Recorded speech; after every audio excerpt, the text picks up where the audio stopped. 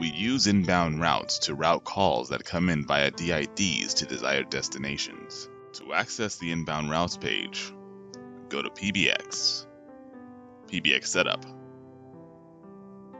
and then Inbound Routes. Give your route a name.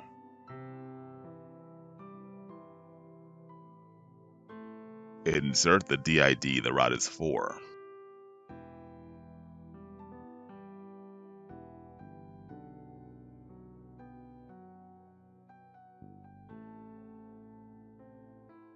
Provide the destination to where you want your calls to route in the call process.